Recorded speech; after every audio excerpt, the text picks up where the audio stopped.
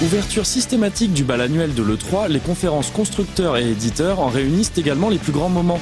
Concentrées d'annonces, de spectacles et parfois de ridicules, c'est sur elles que se braque le regard de tous les amateurs de jeux vidéo chaque printemps depuis maintenant 20 ans. Et ce sont elles qui, fatalement, nous renseignent sur les tendances et les errances du médium. Alors on va jeter un petit coup d'œil sur ces conférences et en extraire les pires et les meilleurs moments.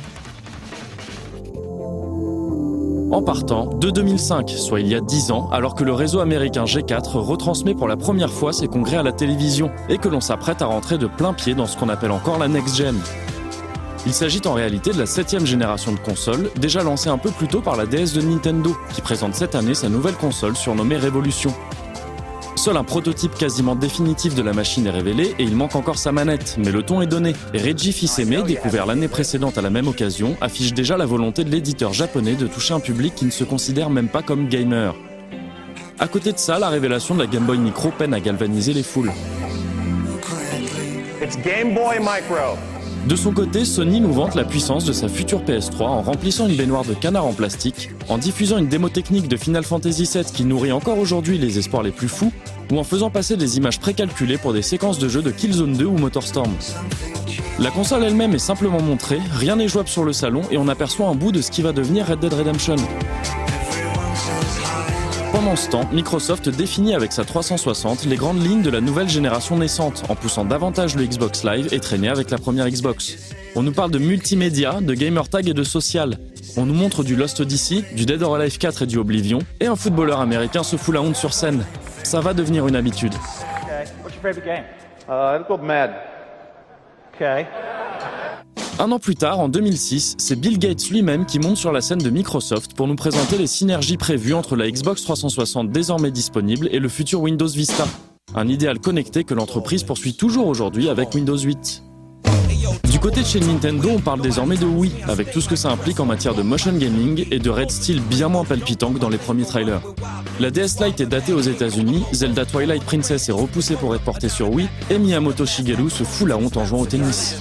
Mais pas autant que Sony qui entre instantanément en panthéon des mèmes de l'E3 en annonçant le prix exorbitant de la PS3, en présentant Genji 2 et son Giant Enemy Crab et en battant le record du monde de silence gênant après un Ridge Racer mémorable de la part de Kaz Hirai. It's Ridge Racer.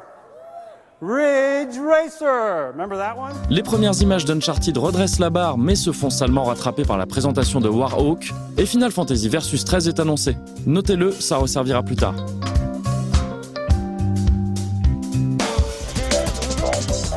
« 2007 marque un changement de format pour l'E3, qui se délocalise à Santa Monica et se réserve à une liste restreinte d'invités. La fréquentation du salon passe de 60 000 à 10 000 personnes. Nintendo en profite pour nous présenter des bouts de plastique qu'il appelle Wii Zapper ou Wii Wheel, mais aussi Wii Fit et son balance board, sur lequel une pauvre femme se fout la honte sur scène. Sony, de son côté, présente sa conférence en direct du Home, un espace virtuel qui entame déjà une lente et terrible chute vers l'oubli, tandis que Microsoft assure le show en montrant du Assassin's Creed et du Resident Evil 5, soit de jeux multiplateformes.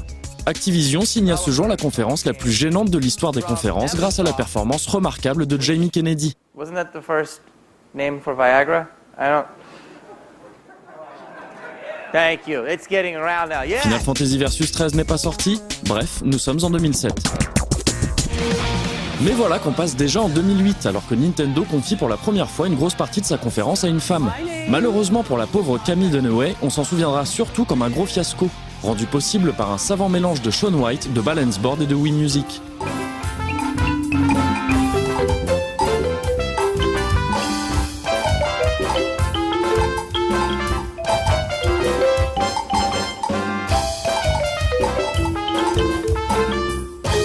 Pendant que ce chevelu gênant se fout la honte en jouant de la batterie invisible, Sony annonce God of War 3 et Microsoft récupère Don Matrick à la présentation, ainsi que Final Fantasy 13 pour la Xbox 360. Versus 13, de son côté, n'est toujours pas sorti. On commence à s'inquiéter.